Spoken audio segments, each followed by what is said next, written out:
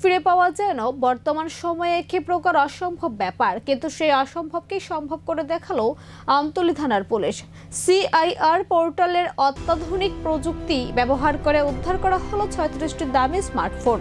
বুধবার দুপুরে সেই হারানো মোবাইলগুলো প্রকৃত মালিকদের হাতে ফিরিয়ে দিয়ে নজর গড়লেন আমতলী থানার পুলিশ আধিকারিকরা।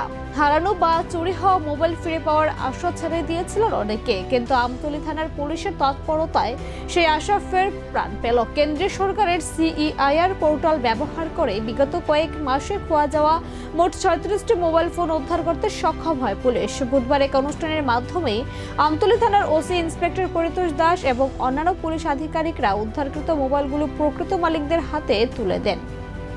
পুলিশের এই মানবিক ও তৎপর ভূমিকার প্রশংসা এখন মানুষের মুখে মুখে। প্রযুক্তির সঠিক ব্যবহার ও পুলিশের সদিচ্ছা থাকলে যে সাধারণ মানুষের হয়রানি অনেকটাই কমানো সম্ভব, আমতলী থানা তো ফের প্রমাণ করলো।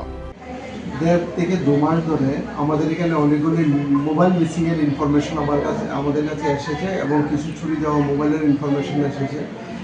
তার উপর ভিত্তি করে যে আমাদের যে সিইআইআর পোর্টাল, এই সিইআইআর পোর্টালের থ্রুতে আমরা টোটাল 36টি মোবাইল উদ্ধার করতে সক্ষম হয়েছি। আর এই মোবাইলগুলি অ্যাকচুয়ালি আমার যে স্টাফ অভিজিৎ, সে সিআইআই পোর্টালের থ্রুতে এই মোবাইলগুলি উদ্ধার করেছে এবং আজকে যারা অ্যাকচুয়াল যে ওনার মোবাইল, তাদেরকে আজকে আমরা এগুলি হ্যান্ডওভার করব।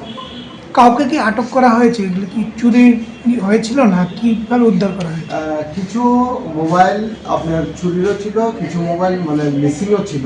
আমরা মোবাইলগুলি উদ্ধার করেছি। অ্যাকচুয়ালি যে সিআইআর পোর্টাল যেটা আছে, সেই সিআইআর পোর্টালের মধ্যে যদি কেউ নতুন সিম ইনসার্ট করে, এগুলিতে আমাদের কাছে ইনফরমেশন চলে আসে এবং এর ভিত্তিতে আমরা এগুলি রিকভার করতে সক্ষম হয়েছি। बनी फैमिली जाते ओ रिकवरी खायनानि बागै प्रॉब्लेम इंया नाते बनो वासोयनो जों बरनो इन्सुरेंस बो क्रेडिट इन्सुरेंस खायरजा जे बेनिफिशियरी थैवि थांखा